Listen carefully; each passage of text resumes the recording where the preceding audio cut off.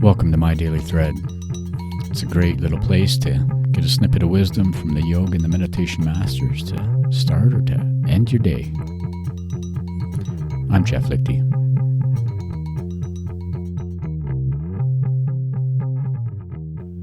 All right, friends, let's jump right back in today. My Daily Thread, looking for a snippet of wisdom, looking for that morsel that we can chew upon in order to increase the positivity in our lives. And this week we are concentrating on the quality of our relationships. As Dr. Rangan Chatterjee said, how that determines the quality of our lives. And so this idea of building strong relationships has really been on my mind a lot, mostly because I have a 14-year-old man cub who really takes me to task on being the best dad I can be and to help me communicate clearly what it is I need to communicate. And if I can't bring some of this wisdom from the sutras to these relationships, why in the world am I even studying this stuff? That's what I've been asking myself. I have to remember that my big goal here really when I talk about this is that I want to move beyond reactivity. I want to soften how much I project my fears and my discomfort into my relationships.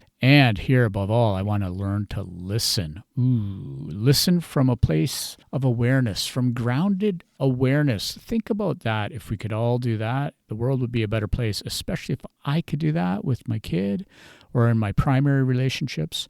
How often do I find myself finishing someone's sentence? Sometimes I just need to learn to zip it, but more about that later. So yesterday I asked you to consider, how are you showing up? How are you showing up for your relationships? And what I want to do now is start to think about, how can I start to create a simple shift? Just one simple shift, one simple change. Let's see what we can start to do and see if this week we can add more clarity and less fixing, more observing, less reactivity. And like for all of our yoga practices, a little bit more space. Creating space in the body helps create space in the mind. Creating space in the breath helps create space in the mind. And then that helps me see more clearly, not have to invest in fixing others, and also start to observe and listen a little bit better. But before we go on, did you know the podcast host says 34% of the U.S. population listens to podcasts and only 54% are subscribed? Do us a solid, hit your subscribe button and share this with your friends. And now let's get back at it.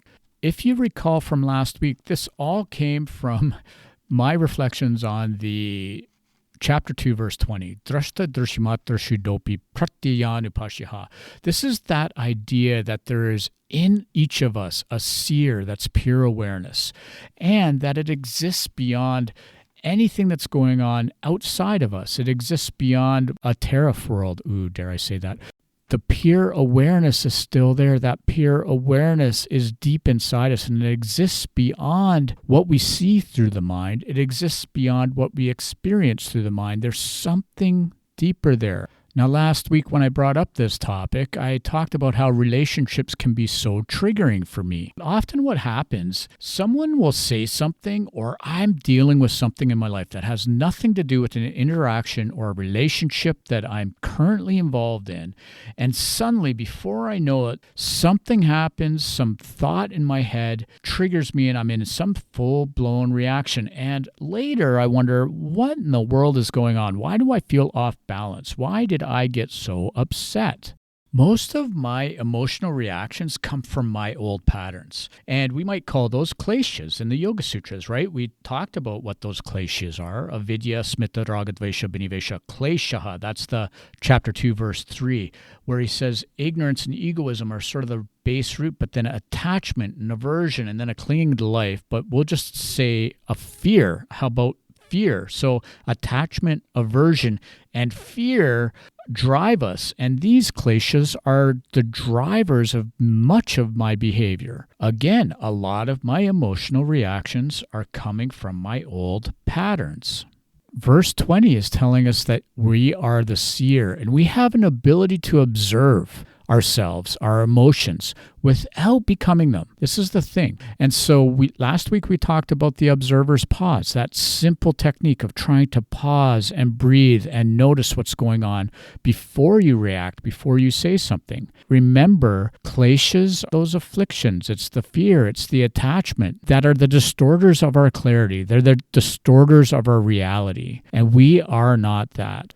So what's the one simple thing we can get out of it today? First, stop, pause, and breathe. But add this question. Is this action coming from clarity, or is it coming from my conditioning?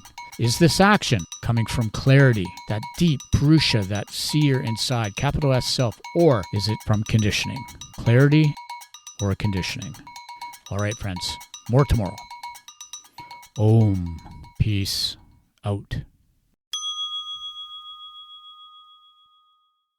Are you having a hard time getting started with your practice? Have you lost motivation? Maybe you're just looking for some more inspiration. Drop me a note on the contact page, jefflichty.com. Let's get you standing tall, get your heart lifted, and get you motivated and moving forward. Peace out.